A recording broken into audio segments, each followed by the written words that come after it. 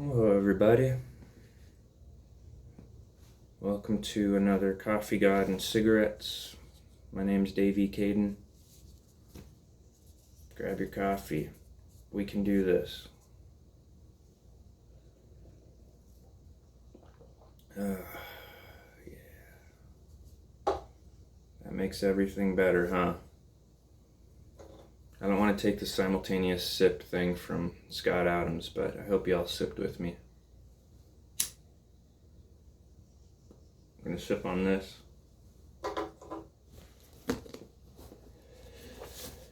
Cigarette, this coffee. We got our water. We're going to read some Henry David Thoreau today. This one's called Civil Disobedience.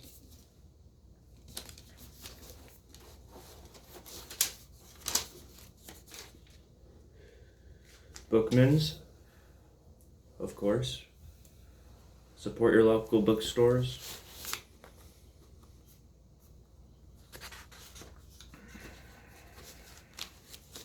I was going to tell a story about Bookmans, but it wouldn't be appropriate. Henry David Thoreau, Civil Disobedience. We're reading through all the Transcendentalists, I guess. All two of them. No, I'm just kidding. There's probably more.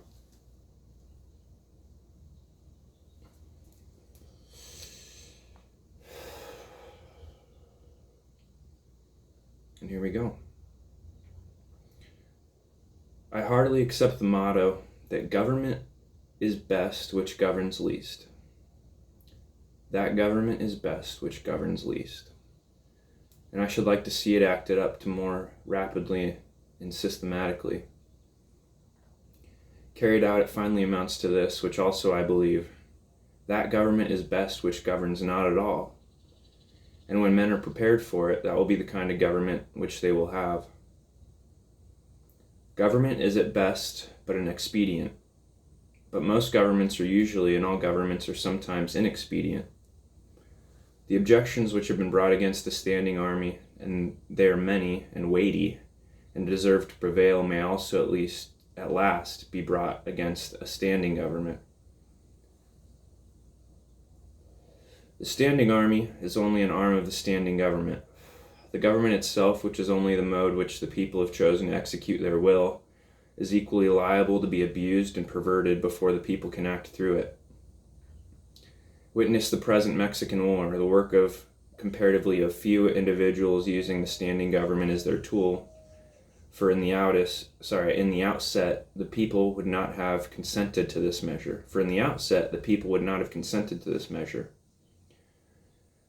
This American government, which is but a tradition, though a recent one, endeavoring to transmit itself unimpaired to posterity, but each instant losing some of its integrity. Let's read that again. This American government, what is it but a tradition, though a recent one, endeavoring to transmit itself unimpaired to posterity, but each instant losing some of its integrity? And posterity is the generations, right? And that seems to be what's happening generation to generation, which is why we have to go back to these stepping stones to remember our freedoms and our rights. It has not the vitality and force of a single living man, for a single man can bend it to his will. It is a sort of wooden gun to the people themselves, but it is not the less necessary for this, for the people must have some complicated machinery or other, and hear its din to satisfy that idea of government which they have. Governments show thus how successfully men can be imposed on, even impose on themselves for their own advantage. It is excellent, we must allow. Yet this government never of itself furthered any enterprise, but by the alacrity with which it got out of its way. It does not keep the country free. It does not settle the West. It does not educate. The character inherent in the American people has done all that and has been accomplished. And it would have done somewhat more if the government had not sometimes gotten its way. For government is an expedient by which men would fain succeed in letting one another alone, And as has been said, when it is most expedient, the governed are most let alone by it. Trade and commerce, if they were not made of India rubber, would never manage to bounce over the obstacles which legislators are continually putting in their way, which we see today. And if one were to judge these men wholly by the effects of their actions and not partly by their intentions, they would deserve to be classified and punished with those mischievous persons who put obstructions on the railroads, right? They would be considered criminals, these big business types. But to speak practically and as a citizen, unlike those who call themselves no government men, I ask for not at once no government, but at once a better government. Let every man make known what kind of government would command his respect, and that will be one step toward obtaining it. But nobody's demanding that right now, huh? After all, the practical reason why, when the power is once in the hands of the people, a majority are permitted, and for a long period continue to rule. After all, the practical reason why, when the power is once in the hands of the people, a majority are permitted, and for a long period continue to rule, is not because they are most likely to bear in the right, nor because this seems fairest to the minority, but because they are physically the strongest. It's force. But a government in which the majority rule in all cases cannot be based on justice, even as far as men understand it. Can there not be a government in which majorities do not virtually decide right and wrong, but conscience? In which majorities decide only those questions to which the rule of expediency is applicable?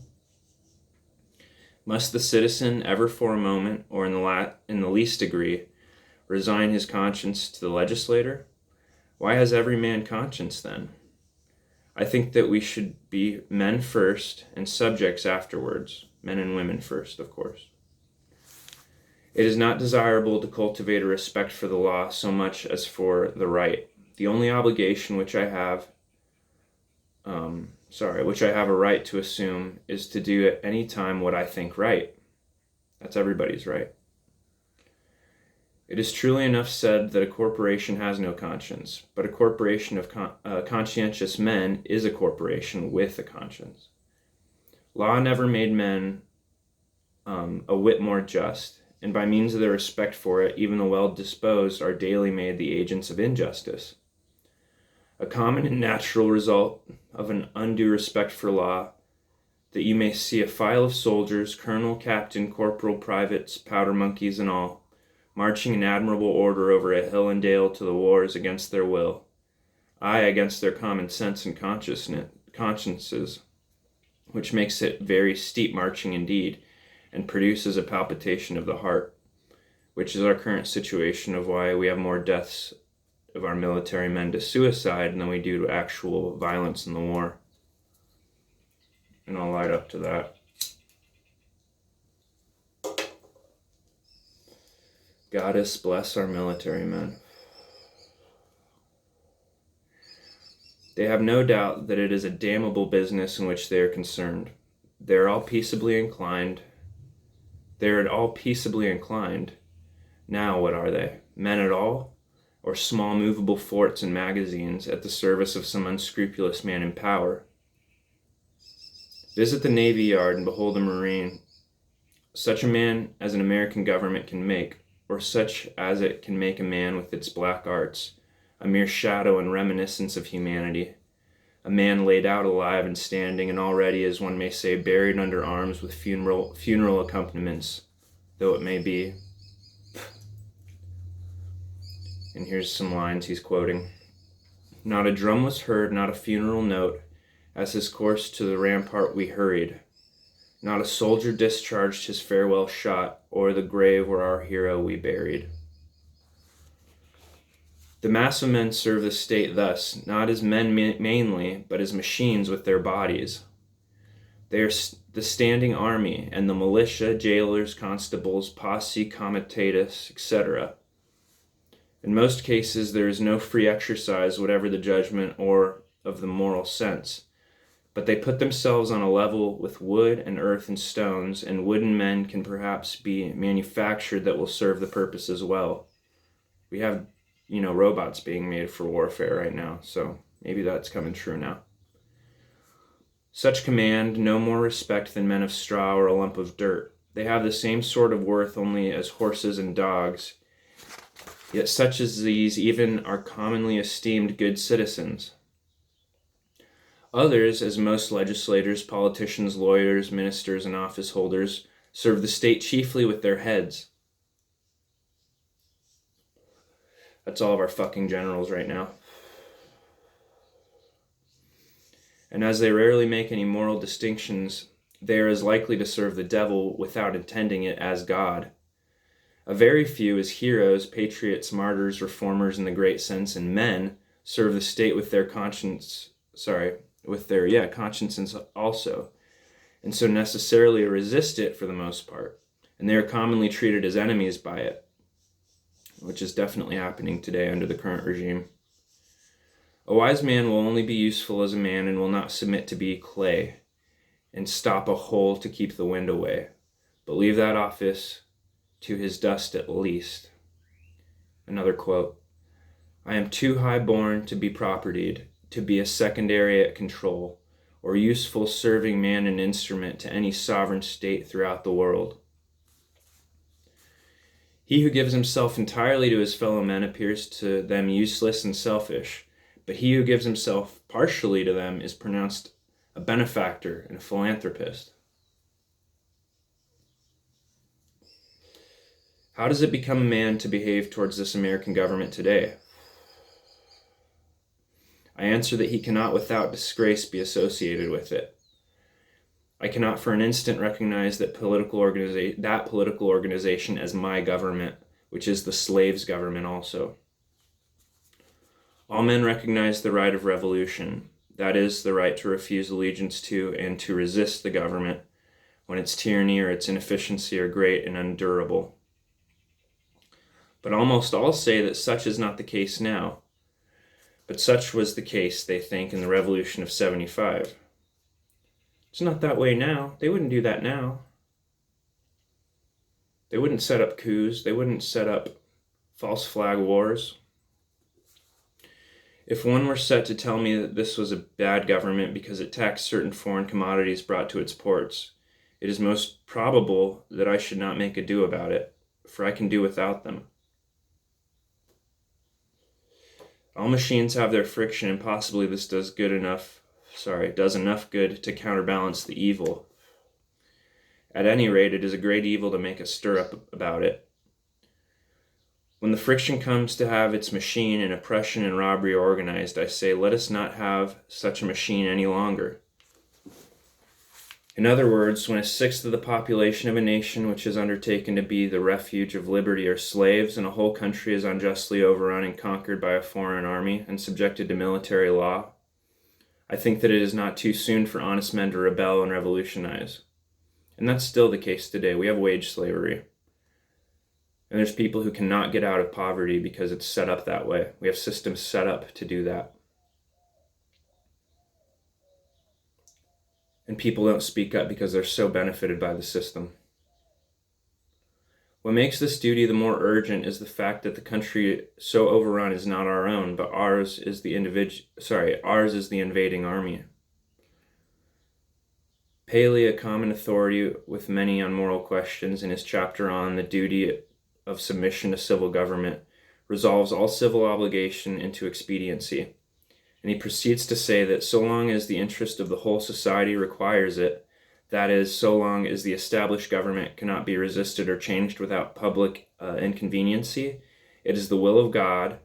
that the established government be obeyed, and no longer. This principle being admitted, the justice of every particular case of resistance is reduced to a computation of the quantity of the danger and grievance on the one side, and of the probability and expense of redressing it on the other. Of this, he says, every man shall judge for himself. But Paley appears never to have contemplated those cases to which the rule of expediency does not apply, in which a people as well as an individual must do justice, cost what it may. If I have unjustly wrested a plank from a drowning man, I must restore it to him, though I drown myself. This, according to Paley, would be inconvenient. But he that would save his life in such a case shall lose it. This people must cease to hold slaves and to make war on Mexico, though it costs them their existence as a people. In their practice, nations agree with Paley, but does anyone think that Massachusetts does exactly what is right at the present crisis? Quote, a drab of state, a cloth a silver slut, to have her train borne up, and her soul trail in the dirt. Practically speaking, the opponents to a reform in Massachusetts are not 100,000 politicians at the South, but 100,000 merchants and farmers here who are more interested in commerce and agriculture than they are in humanity, and are not prepared to do justice to the slave and to Mexico, cost what it may. And that's still fucking the case today. I quarrel not with far-off foes, but with those who near at home cooperate with and do the bidding of those far away, and without whom the latter would be harmless. We are accustomed to say that the mass of men are unprepared, but improvement is slow, because the few are not materially wiser or better than the many. It is not so important that many should be as good to you, as there be some absolute goodness somewhere, for that would leaven the whole lump.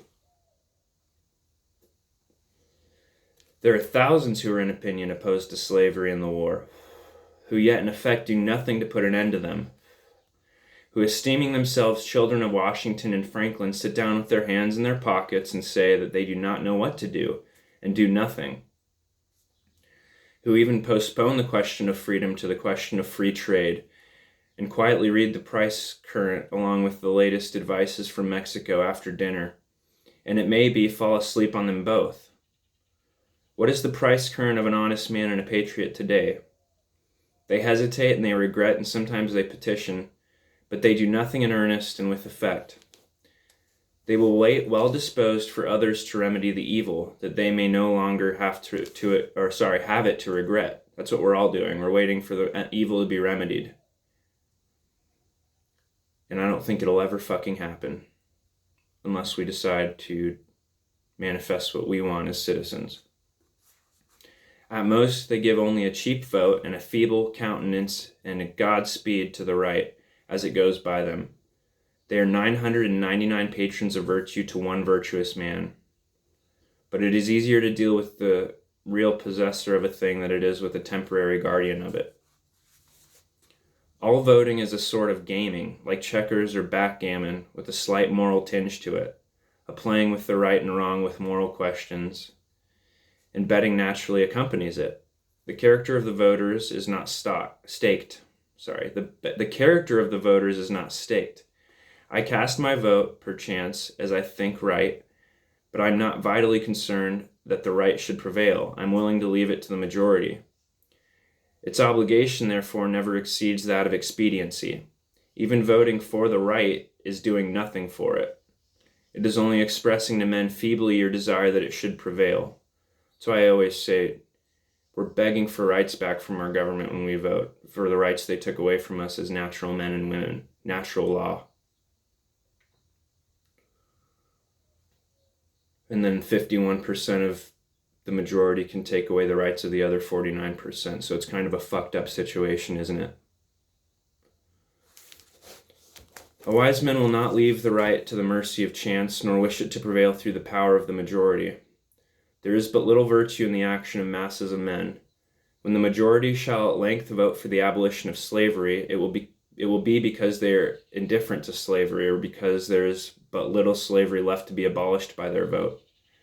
They will then be the only slaves. Only his vote can hasten the abolition of slavery, who asserts his own freedom by his vote. That's why a lot of historians were saying slavery was going to end regardless, and that Lincoln is using it as a moral argument for getting the North to actually fight for his war, which most of the North was against, because the rich people could just pay $150 and not have to fight. And the reason why slavery was going to end is because a lot of the Southern womanhood didn't like how their husbands were having sexual relations with the slaves, which was rampant. But that's not what they're going to teach you in school or the history books, of course, because it's all propaganda.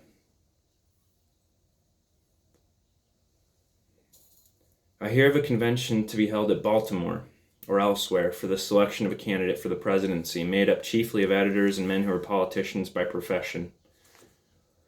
But I think, what is it to any independent, intelligent, respectable man or woman what decision they may come to?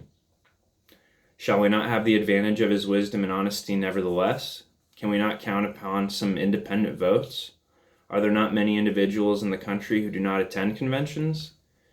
But no, I find that the respectable man, so-called, has immediately drifted from his position and despairs of his country when his country has more reason to despair of him. He forthwith adopts one of the candidates thus selected, and the only available one, thus providing that he himself is available for any purposes of the demagogue. His vote is of no more worth than any of the unprincipled foreigner or hireling native who may have been bought. Oh, for a man who is a man, and, as my neighbor says, has a bone in his back which you cannot pass your hand through. Our statistics are at fault. The population has been returned too large. How many men are there to a square 1,000 miles in this country? Hardly one. Does not America offer any inducement for men to settle here?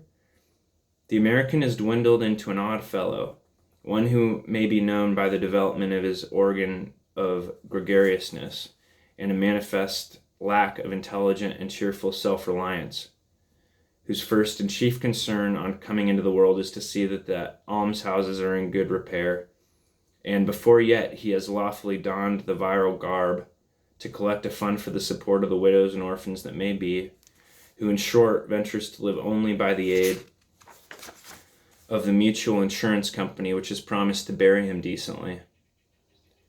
It is not a man's duty, as a matter of course, to devote himself to the eradication of any, even the most enormous wrong. He may still properly have other concerns to engage him, but it is his duty at least to wash his hands of it, if he gives it no thought longer, not to give it practically his support. If I devote myself to other pursuits and contemplations, I must first see at least that I do not pursue them sitting upon another man's shoulders. I must get off him first, that he may pursue his contemplations too. See what gross inconsistency is tolerated? It wasn't a question. See what gross inconsistency is tolerated. I have heard some of my townsmen say, I should like to have them order me out to help put down an insurrection of the slaves, or to march to Mexico, see if I would go. And yet these very men have each directly by their allegiance, and so indirectly, at least by their money, furnished a substitute. The soldier is applauded who refuses to serve an unjust war by those who do not refuse to sustain the unjust government which makes the war. Is applauded by those whose own act and authority he disregards and sets at naught, as if the state were pertinent to that degree, that it hired one to scourge it while it sinned, but not to the degree that it left it off sinning for a moment. Thus, under the name of order and civil government, we are all made at last to pay homage to and support our own meanness. After the first blush of sin comes its indifference, and from immoral it becomes, as it were, unmoral, and not quite unnecessary to that life which we have made. The broadest and most prevalent error requires the most disinterested virtue to sustain it. The slight reproach to which the virtue of patriotism is commonly liable, the noble are most likely to incur. Those who, while they disapprove of the character and measures of a government, yield to it their allegiance and support, are undoubtedly its most conscious supporters, and so frequently the most serious obstacles to reform. Some are petitioning the state to dissolve the Union, to disregard the requisitions of the President. Why do they not dissolve it themselves, the Union between themselves and the state, and refuse to pay their quota to its treasury? Do not they stand in the same relation to the state that the state does to the Union? And have not the same reasons prevented the state from resisting the Union, which have prevented them from resisting the state?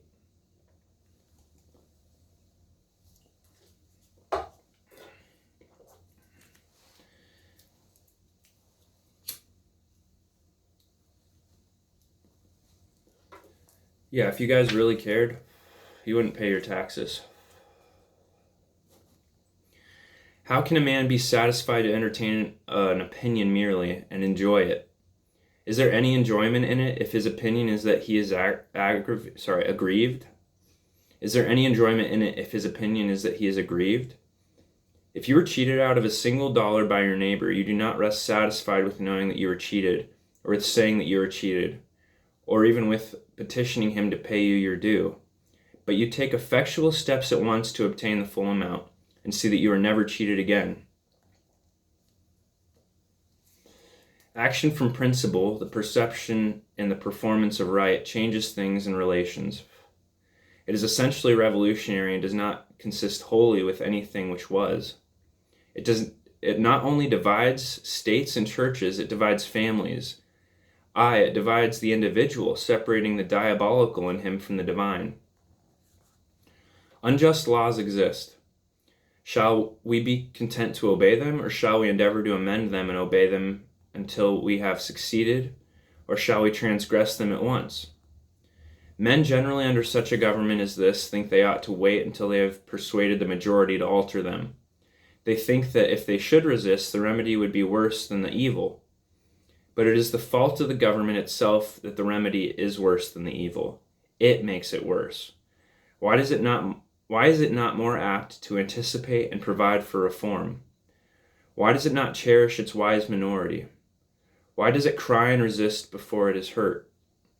Why does it not encourage its citizens to be on the alert to point out its faults and do better than it would have them? Why does it always crucify Christ and excommunicate Copernicus and Luther and pronounce Washington and Franklin rebels? One would think that a deliberate and practical denial of its authority was the only offense never contemplated by government. Else, why has it not assigned its definite, its suitable and proportionate penalty? If a man who has no property refuses but once to earn 9 shillings for the state, he is put in prison for a period unlimited by any law that I know, and determined only by the discretion of those who placed him there.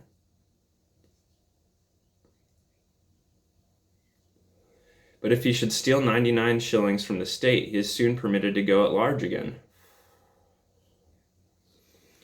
If the injustice is part of the necessary friction of the machine of government, let it go, let it go. Perchance it will wear smooth. Certainly the machine will wear out. I see it wearing out. If the injustice has a spring or a pulley or a rope or a crank exclusively for itself, then perhaps you may consider whether the remedy will not be worse than the evil. But if it is of such a nature that it requires you to be the agent of injustice to another, then I say break the law. Let your life be a counter friction to stop the machine. What I have to do is to see at any rate that I do not lend myself to the wrong which I condemn. And that's how I continue to live, and will continue to live until I die. As for adopting the ways which the state has provided for remedying the evil, I know not of such ways. They take too much time, and a man's life will be gone. I have other affairs to attend to. I came into this world not chiefly to make this a good place to live in, but to live in it, be it good or bad. A man has not everything to do but something, and because he cannot do everything, my business to be petitioning the governor or the legislature any more than it is theirs to petition me. And if they should not hear my petition, what should I do then? But in this case, the state has provided no way.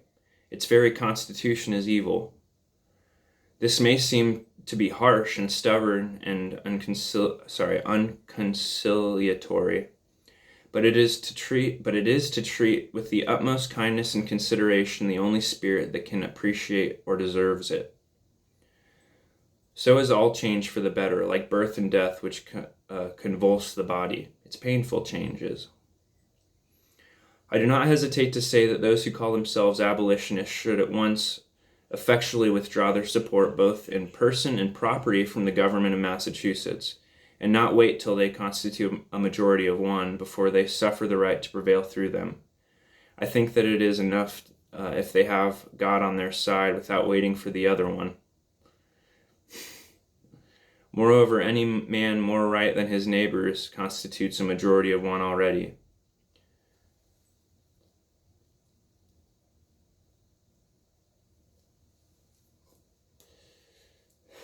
I meet this American government, or its representative, the state government, directly and face-to-face once a year, no more, in the person of its tax gatherer, like we all do. We only care about government when it's tax season. This is the only mode to which a man situated as I am necessarily meets it. And it then says distinctly, recognize me. And the simplest, the most effectual, and in the present posture of affairs, the indispensablest mode of treating with it on its head, of expressing your little satisfaction with and love for it, is to deny them.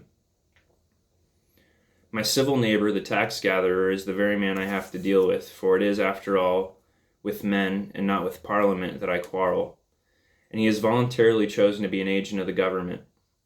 How shall he ever know well what he is and does as an officer of the government, or as a man, until he is obligated to consider whether he shall treat me, his neighbor, for whom he has respect, as a neighbor and well-disposed man, or as a maniac and disturber of the peace, and see if he can get over this obstruction to his neighborliness without a ruder and more impetuous thought or speech corresponding with his action.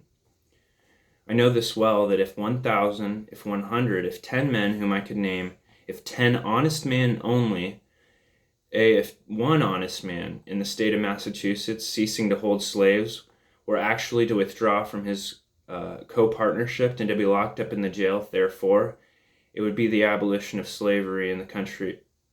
It would be the abolition of slavery in America.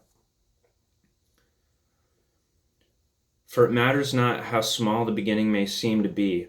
What is once well done is done forever. But we love better to talk about it, that we may say is our mission. Reform keeps many scores of newspapers in its service, but not one man.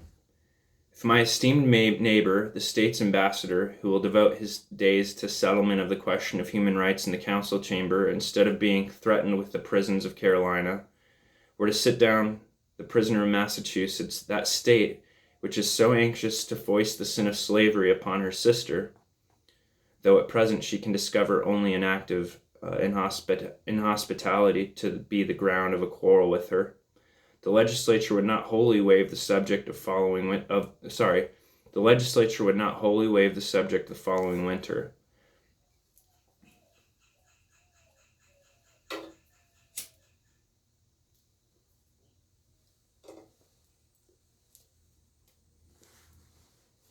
Under a government which imprisons any unjustly, the true place for a just man is also prison. The proper place today, the only place which Massachusetts has provided for her freer and less desponding spirits, is in her prisons, to be put out and locked out of the state by her own act. As that they have already put themselves out by their principles. It is there that the fugitive slave and the Mexican prisoner on parole and the Indian come to plead the wrongs of his race should find them. On that separate but more free and honorable ground where the state places those that are not with her but against her, the only house in a slave state in which a free man can abide with honor. If any think that their influence would be lost there and their voices no longer afflict the ear of the state, that they would not be as an enemy within its walls, they do not know by how which truth is stronger than error, nor how much more eloquently and effectively he can combat injustice who has experienced a little in his own prison. Cast your whole vote, not a strip of paper merely, but your whole influence. A minority is powerless while it conforms to the majority. It is not even a minority then, but it is irresistible when it clogs by its whole weight. If the alternative is to keep all just men in prisons or give up war and slavery, the state will not hesitate which to choose. If 1,000 men were not to pay their tax bills this year, that would not be a violent and bloody measure, as it would be to pay them, and enable the state to commit violence and shed innocent blood. This is in fact the definition of a peaceful revolution, if any such is possible. If the tax gatherer or any other public officer asks me, as one has done, "But what shall I do?" my answer is, if you really wish to do anything, resign your office. When the subject has refused allegiance and the officer has resigned his office, then the revolution is accomplished. But even suppose blood should flow. Is there not a sort of bloodshed when the conscience is wounded? Through this wound, a man's real manhood of immortality flows out, and he bleeds to an everlasting death. I see this blood flowing now. And so do I, Thoreau. I have contemplated the imprisonment of the offender rather than the seizure of his goods, though both will serve the same purpose, because they who assert the purest right and consequently are the most dangerous to a corrupt state commonly have not spent much time in accumulating property. To such the state renders comparatively small service, and a slight tax is wont to appear exorbitant, particularly if they are obliged to earn it by special labor with their hands. If there were one who lived wholly without the use of money, the state itself would hesitate to demand it of him. But the rich man, not to make any invidious comparison, is always sold to the institution which makes him rich. Like I said, they're benefited so much by the system, they're a slave to that system. Absolutely speaking, the more money, the less virtue, for money becomes between a man and his objects, and obtains them for him. And it was certainly no great virtue to obtain it. He puts to rest many questions which he would otherwise be taxed to answer, while the only new question which it puts is the hard but superfluous one, how to spend it. Thus his moral ground is taken from under his feet. The opportunities of living are diminished in proportion as what are called the means are increased. The best thing a man can do for his culture when he is rich is to endeavor to carry out those schemes which he entertained when he was poor. Christ answered the Herodians according to their condition. "Show me the tribute money," said he, and one took a penny out of his pocket. If you use money which has the image of Caesar on it, and which he has made current and valuable, that is, if you are men of the state, and gladly enjoy the advantages of Caesar's government, then pay him back some of his own when he demands it.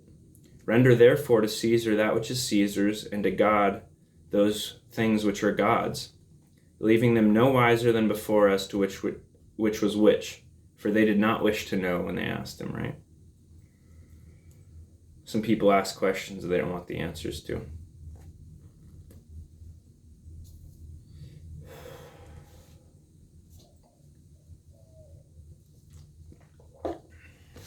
When I converse with the freest of my neighbors, I perceive that, whatever they may say about the magnitude and seriousness of the question, and their regard for the public tranquility, the long and the short of the matter is that they cannot spare the protection of the existing government, and they dread the consequences to their property and families of disobedience to it. For my own part, I should not like to think that I ever rely on the protection of the state. But if I deny the authority of the state when it presents its tax bill, it will soon take and waste all my property, and so harass me and my children without end. This is hard. This makes it impossible for a man to live honestly, and at the same time comfortably in outward respects. It will not be worth the while to accumulate property. That would be sure to go again. You must hire or squat somewhere and raise but a small crop and eat that soon. You must live within yourself and depend upon yourself, always tucked up and ready for a start, and not have many affairs. A man may grow rich in Turkey, even if he will be in all respects a good subject of the Turkish government. Confucius said, "If a state is governed by the principles of reason, poverty and misery are subjects of shame.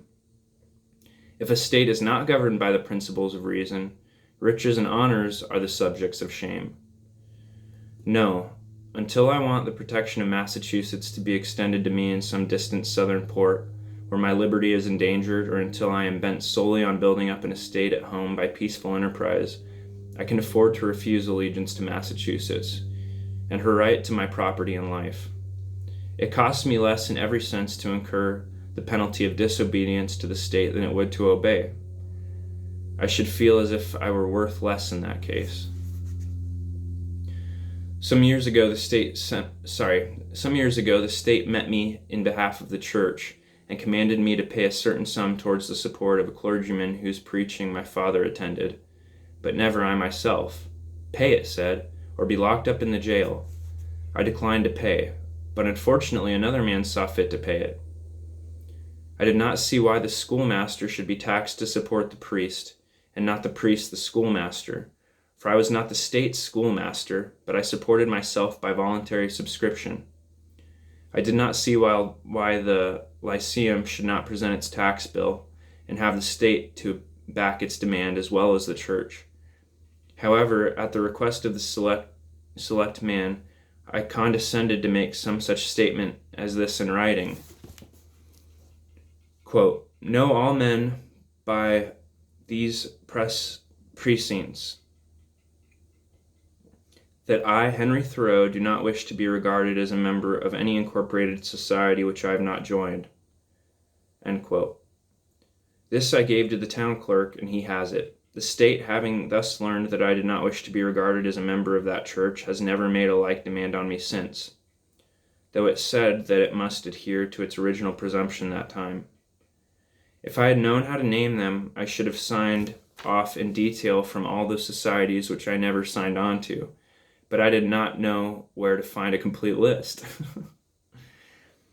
I have paid no poll tax for 6 years. I was put into a jail once on this account for one night, and as I stood considering the walls of solid stone, 2 or 3 feet thick, the door of wood and iron, a foot thick, and the iron grating which strained the light, I could not help being struck with the foolishness of that institution which treated me as if I were mere flesh and blood and bones to be locked up. I wondered that it should have concluded at length that this was the best use it could have put me to, and had never thought to avail itself of my services in some way. I saw that if there was a wall of stone between me and my townsmen, there was a still more difficult one to climb or break through before they could get to be as free as I was. I did not for a moment feel confined, and the walls seemed a great waste of stone and mortar. I felt as if I alone of all my townsmen had paid my tax. They plainly did not know how to treat me, but behaved like persons who were underbred. Nice. In every threat and in every compliment there was a blunder, for they thought that my chief desire was to stand the other side of that stone wall. I could not but smile to see how industriously they locked the door on my meditations, which followed them out again without let or hindrance. And they were really all that was dangerous. As they could not reach me, they had resolved to punish my body, just as boys, if they cannot come at some person against whom they have a spite, will abuse his dog. I saw that the state was half-witted, that it was timid as a lone woman with her silver spoons, and that it did not know its friends from its foes. And I lost all my remaining respect for it, and pitied it. Thus the state never intentionally confronts a man's sense, intellectual or moral, but only his body, his senses. It is not armed with superior wit or honesty, but with superior physical strength. They got guns and nuclear weapons. What can they do to me? They can just hurt my body. I was not born to be forced. I will not breathe after my own fashion. Let us see who is the strongest. What force has a multitude? They can only force me who obey a higher law than I. They force me to become like themselves. I do not hear of men being forced to live this way or that by masses of men. What sort of life were that to live? When I meet a government which says to me, your money or your life, why should I be in haste to give it my money? It may be in a great strait and not know what I do. I cannot help that. It must help itself, do as I do. It is not worth the while to snivel about it. I am not responsible for the successful working of the machinery of society. I am not the son of the engineer. I perceive that, when an acorn and a chestnut fall side by side, the one does not remain inert to make way for the other, but both obey their own laws, and spring and grow and flourish as best they can, till one perchance overshadows and destroys the other. If a plant cannot live according to its nature, it dies, and so a man.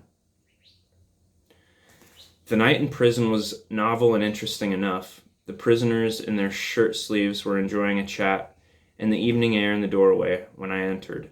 But the jailer said, "Come, boys, it is time to lock up." And so they dispersed, and I heard the sound of their step returning to the hollow apartments. My roommate was introduced to me by the jailer as a first-rate fellow and a clever man. When the door was locked, he showed me where to hang my hat and how he managed matters there. The rooms were whitewashed once a month, and this one at least was the whitest, most simply furnished, and probably the neatest apartment in the town. He naturally wanted to know where I came from, and what brought me there. And when I told him, I asked him in my turn how he came there, presuming him to be an honest man, of course, and, as the world goes, I believe he was.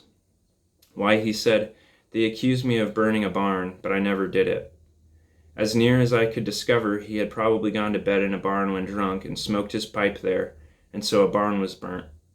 He had the reputation of being a clever man, had been there some 3 months waiting for his trial to come on, and would have to wait as much longer, but he was quite domesticated and contented, since he got his board for nothing and thought that he was well treated. He occupied one window and I the other, and I saw that if one stayed there long, his primal business would be to look out the window.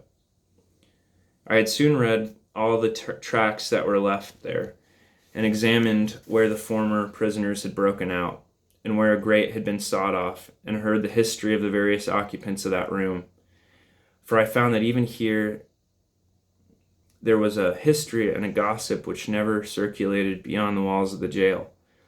Probably this is the only house in the town where verses are composed, which are afterwards printed in a circular form but not published.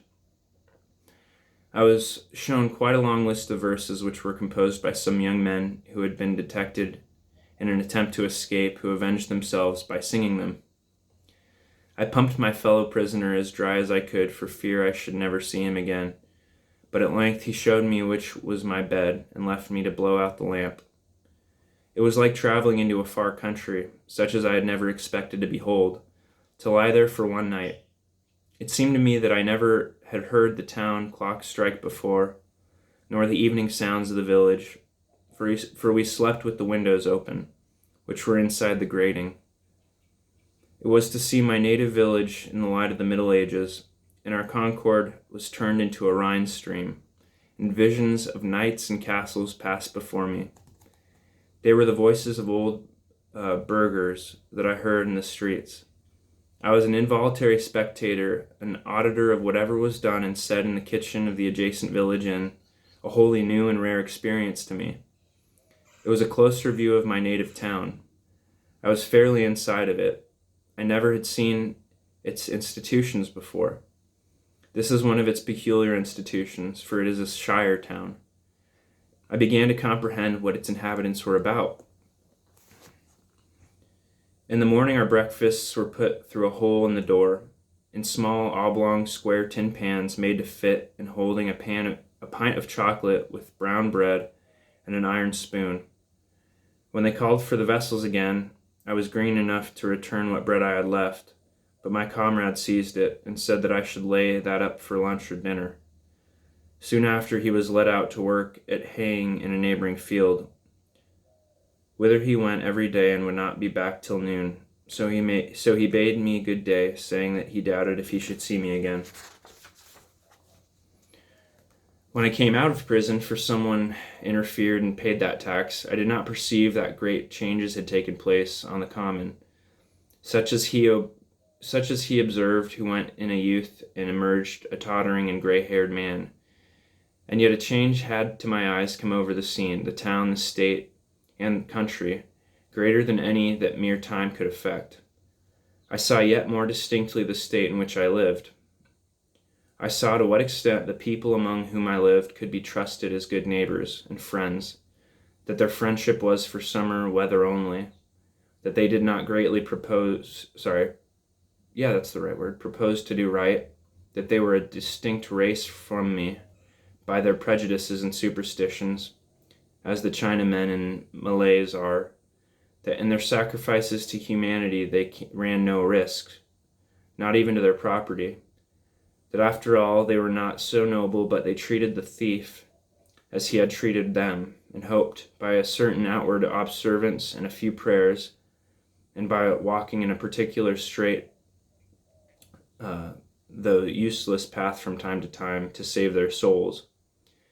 This may be to judge my neighbors harshly, for I believe that many of them are not aware that they have such an institution as the jail in their village. It's like most of us, we don't know the evils that actually go on. It was formerly the custom in our village when a poor debtor came out of jail for his acquaintances to salute him, looking through their fingers, which were crossed to represent the grating of a jail window. How do ye do? My neighbors did not thus salute me, but first looked at me, and then at one another, as if I had returned from a long journey. I was put into jail as I was going to the shoemaker's to get a shoe which was mended. When I was let out the next morning, I proceeded to finish my errand, and having put on my mended shoe, joined a huckleberry party, who were impatient to put themselves under my conduct, and in half an hour, for the horse was soon tackled, was in the midst of a huckleberry field, on one of our highest hills, 2 miles off, and then the state was nowhere to be seen. This is the whole history of my prisons. I have never declined paying the highway tax, because I am as desirous of being a good neighbor as I am of being a bad subject. And as for supporting schools, I am doing my part to educate my fellow countrymen now. It is for no particular item in the tax bill that I refuse to pay it.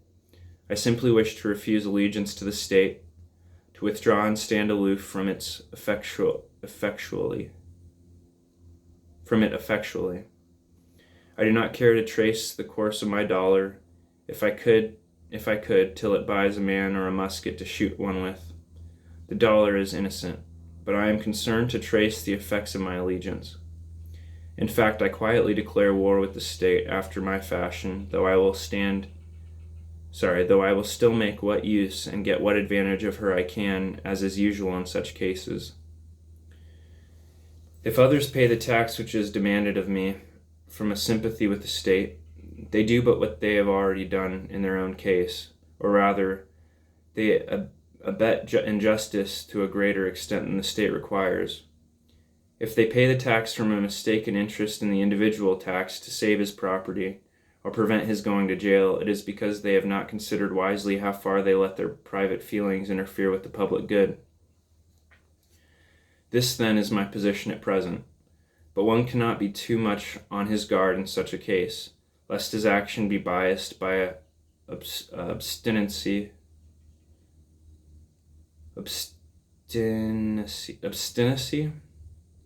or an undue regard for the opinions of men. Let him see that he does only what belongs to himself and to the hour. I think sometimes, why, this people mean well, they are only ignorant. They would do better if they knew how.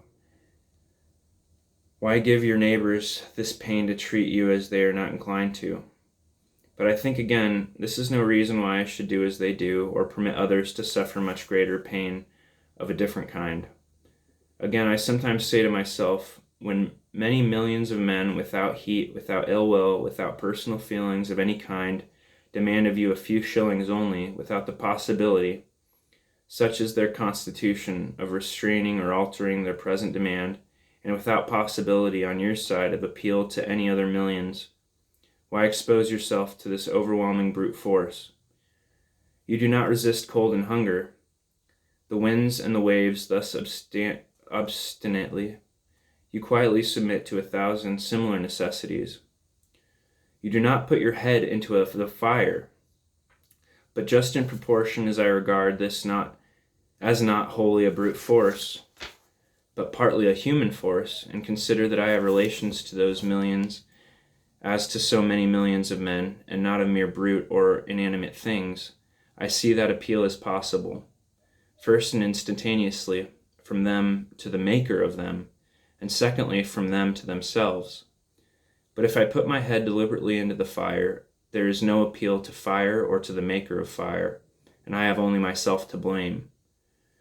If I could convince myself that I have any right to be satisfied with men as they are, and to treat them accordingly, and not according in some respects to my requisitions and expectations of what they and I ought to be, then like a good Mussulman and fatalist, I should endeavor to be satisfied with things as they are, and say it is the will of God. And above all, there is this difference between resisting this in a purely brute or natural force, that I can resist this with some effect. But I cannot expect, like Orpheus, to change the nature of the rocks and trees and beasts. I do not wish to quarrel with any man or nation. I do not wish to split hairs, to make fine distinctions, or set myself up as better than my neighbors. I seek rather, I may say, even an excuse for conforming to the laws of the land. I am but too ready to conform to them. Indeed, I have reason to suspect myself on this head, and each year as the tax gatherer comes round, I find myself disposed to review the acts and position of the general and state governments, and the spirit of the people, to discover a pretext for conformity. And here's a rhyme. Quote, "We must affect our country as our parents, and if at any time we alienate our love or industry from doing it honor, we must respect, affect, and teach the soul matter of conscience and religion, and not desire of rule or benefit." I guess it's not a rhyme, but some lines. I believe that the state will soon be able to take all my work of this sort out of my hands, and then I shall be no better a patriot than my fellow countrymen. Seen from a lower point of view, the Constitution, with all its faults, is very good. The law and the courts are very respectable. Even this state and this American government are, in many respects, very admirable, and rare things to be thankful for, such as a great many have described them. But seen from a point of view a little higher, they are what I have described them. Seen from a higher still, in the highest, who shall say what they are, or that they are worth looking at or thinking of at all? However, the government does not concern me much, and I shall bestow the fewest possible thoughts on it. It is not many moments that I live under a government, even in this world. If a man is thought-free, fancy-free, imagination-free, that which is not never for a long time appearing to be to him, unwise rulers or reformers cannot fatally interrupt him. I know that most men think differently from myself, but those whose lives are by profession devoted to the study of these or kindred subjects content me as little as any. Statesmen and legislators, standing so completely within the institution, never distinctly and nakedly behold it. They speak of moving society, but have no resting place without it. They may be men of a certain experience and discrimination, and have no doubt invented ingenious and even useful systems, for which we sincerely thank them. But all their wit and usefulness lie within certain not very wide limits. They are wont to forget that the world is not governed by policy and expediency. Webster never goes behind government, and so cannot speak with authority about it. His words are wisdom to those legislators who contemplate no essential reform in the existing government. But for thinkers and those who legislate for all time, he never once glances at the subject. I know of those whose serene and wise speculations on this theme would soon reveal the limits of his mind's range and hospitality. Yet compared with the cheap professions of most reformers, and the still cheaper wisdom and eloquence of politicians in general, his are almost the only sensible and valuable words, and we thank heaven for him. Comparatively, he is always strong, original, and above all practical. Still, his quality is not wisdom, but prudence. The lawyer's truth is not truth, capital T, but consistency or a constant expediency. Truth is always in harmony with herself, and is not concerned chiefly to reveal the justice that may consist with wrongdoing. He well deserves to be called, as he has been called, the defender of the Constitution. There are really no blows to be given by him but defensive ones. He is not a leader but a follower. His leaders are the men of '87. I have never made an effort, he says, and never proposed to make an effort. I have never countenanced an effort, and never mean to countenance an effort, to disturb the arrangement as originally made, by which the various states came into the Union. Still thinking of the sanction which the Constitution gives to slavery, he says, quote, because it was a part of the original compact, let it stand, unquote. Notwithstanding his special acuteness and ability, he is unable to take a fact out of its merely political relations, and behold it as it lies absolutely to be disposed of by the intellect. What, for instance, it behooves a man to do here in America today with regard to slavery, but ventures or is driven to make some such desperate answer as the following, while professing to speak absolutely and as a private man, from which that what new and singular code of social duties might be inferred?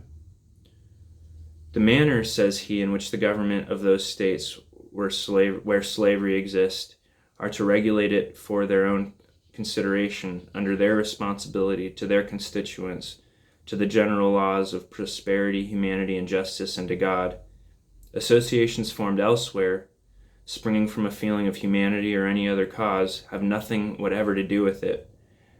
They have never received any encouragement from me and never will. End quote. They who know of no purer sources of truth, who have traced up its stream no higher, stand and wisely stand by the Bible and the Constitution, and drink at it there with reverence and humility. But they who behold what it comes trickling into this lake or that pool, gird up their loins once more, and continue the pilgrimage towards its fountainhead. No man with a greater genius for legislation has appeared in America. They are rare in the history of the world. They are orators, politicians, and eloquent men by the thousand. But the speaker has not yet opened his mouth to speak who is capable of settling the much vexed question of the day. We love eloquence for its own sake, and not for any truth which it may utter, for any heroism it may inspire. Our legislators have not yet learned the comparative value of free trade and of freedom, of union, and of rectitude to a nation.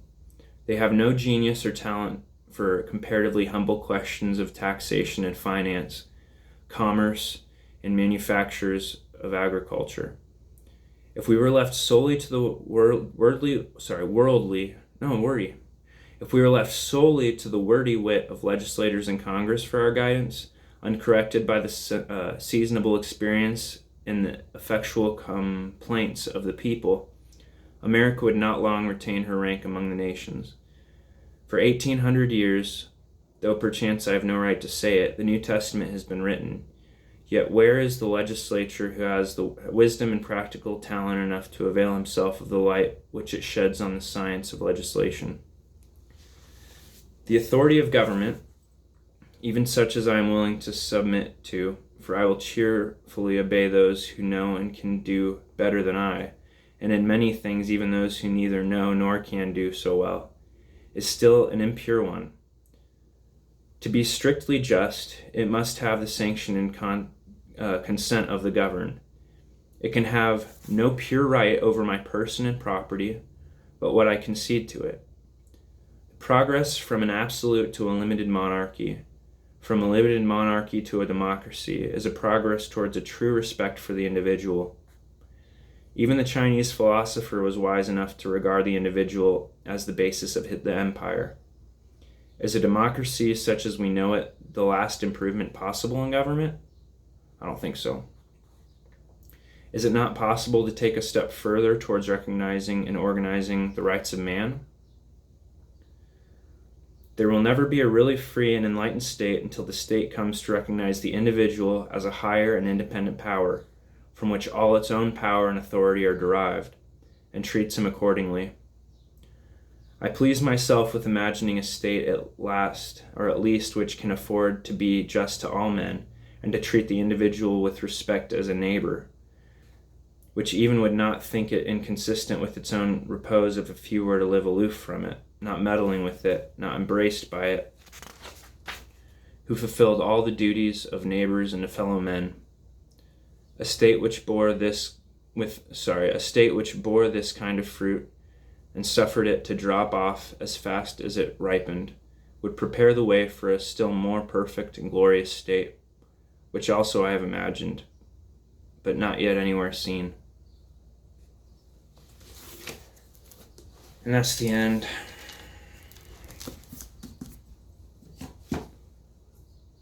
I hope those words meant something to you guys. I haven't read that since I was 14, I think. And as a 28-year-old going on 29, it means a lot more now, I feel like.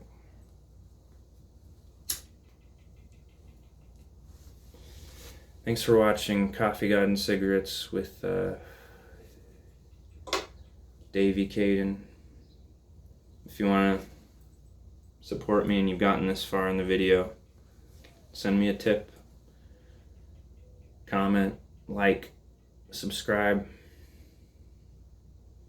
but mostly stand up for yourself and your conscience. I'd love all of you to do that. I appreciate you all. Enjoy your Saturdays or whenever you're watching this. We can do this. I'll sip to it.